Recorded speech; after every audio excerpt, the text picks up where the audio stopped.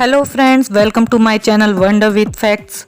दोस्तों, अंग्रेजी में एक कहावत तो आपने सुनी ही होगी, डोंट जज a book by its cover, जिसे हिंदी में कहा जाता है कि कभी किसी किताब के बारे में उसकी जिल्द को देखकर राय नहीं बनानी चाहिए। भले ही ये कहावत अंग्रेजी में हो, लेकिन शायद उस वक्त ब्रिटेन का वो सेल्समैन इस अंग्रेजी कहावत से ही मात खा गया। भले ही ये वाक्य सालों पुराना हो, लेकिन भारतीय राजाओं की शान में कसीदे ये आज भी गढ़ता है। ये बात है सन 1920 की, जब दुनिया के नक्शे पर ब्रिटेन का परचम बुलंद था और साथ ही ब्रिटेन की सबसे मशहूर कार निर्माता कंपनी रोल्स रॉयस का भी खासा रुतबा हुआ करता था।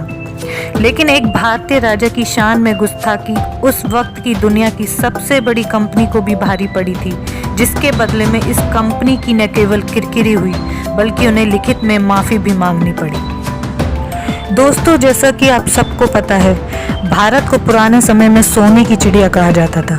यहाँ के राजाओं पर बहुत धन दौलत हुआ करता था और राजा महाराजाओं को अपनी शान शौकत का दिखावा करना अच्छा लगता था। उनके शौक भी अलग हुआ करते थे। उन्हीं में से एक राजा थे महाराजा जय सिंह, जो अलवर के राजा थे। ये घटना है सन 1920 की, जब इंग्लैंड की सड़कों पर महाराजा जय सिंह प्रभाकर घूम रहे थे। बदन पर अंग्रेजी लिबास था और रंगत भारतीय की। ऐसे ही घूमते हुए उनकी नज़र रोल्स रॉयस के शोरूम पर पड़ी। उत्सुकतावश वो शोरूम में दाखिल हो गए और वहाँ पर मौजूद गाड़ियों के फीचर्स और कीमत के बारे में जानने के लिए सेल्समैन से बात करने लगे। साधारण वेशभूषा और भारतीय चेहरे को देखकर उस सेल्समैन ने राजा जय सिंह को ऊपर से नीचे तक देखा और उन्हें शोरूम से बाहर निकाल दिया।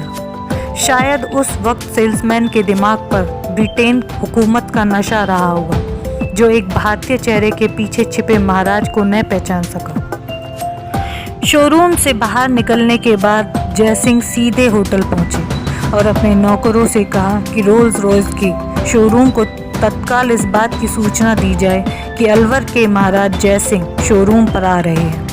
महाराज के आगमन की खबर शोरूम तक पहुंचते ही वहां पर अफरा तफरी मच गई और तत्काल आग भगत के लिए रेड कारपेट तक बिछा दिया गया।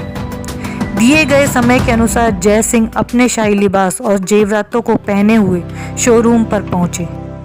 बेशक उनकी मुलाकात उस सेल्समैन से हुई होगी, लेकिन उन्होंने बस शोरूम में मौजूद कारों के बारे में पूछताछ की। उस वक्त शोरूम में 6 कारें मौजूद थी। जय सिंह ने सभी 6 कारें तत्काल खरीद ली और उनकी कीमत नकद और जेवरातों में चुकाई। जय सिंह ने कारों की कीमत के साथ साथ उनकी डिलीवरी चार्जेस का भी भुगतान किया। कारों को खरीदने के बाद महाराजा जय सिंह वापस अपने देश लौट आए। कुछ दिनों बाद रोल्स रॉयस कारें भारत पहुंची और उन्हें महाराज के महल में लाया गया। उस दौर में जब रोल्स रॉयस की कारें शाही शान की पहचान हुआ करती थी, पर राजा जय सिंह के मन में अभी भी अपनी बेइज्जती का घाव ताजा था। उन्होंने उन सभी कारों को शहर का कचरा साफ करने के लिए म्यूनिसिपैलिटी के हवाले कर दिया। जब रोल्स रॉयस की कारों के आगे पीछे झाड़ू बांधकर शहर की सड़कों पर उतारा गया, तो ये खबर किसी जंगल में लगी आग की तरह फैल गई। बेशक इसमें वक्त लगा होगा, लेकिन इस आग की तपिश ब्रिटेन तक भी पहुंची। रोल्स रॉयस की कारें, जिनकी छवि उस वक्त की सबसे शाही कारों की थी, उससे भारत में एक राजा शहर का कचरा गाड़ी बनाकर सड़कें साफ करवा रहा था। इस खबर से रोल्स रॉयस की छवि खराब हो गई और बाजार में भी उसके दामों को एक बड़ा झटका लगा।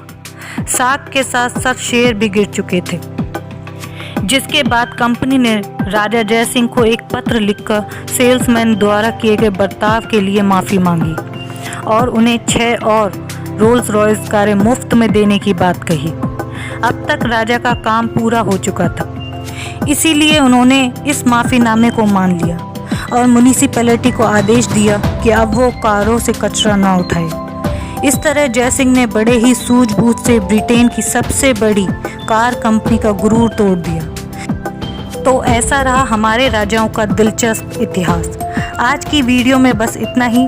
ऐसे ही दिलचस्प किस्से सुनने के लिए प्लीज़ इस चैनल को लाइक, शेयर एंड सब्सक्राइब जरूर करें। धन्यवाद।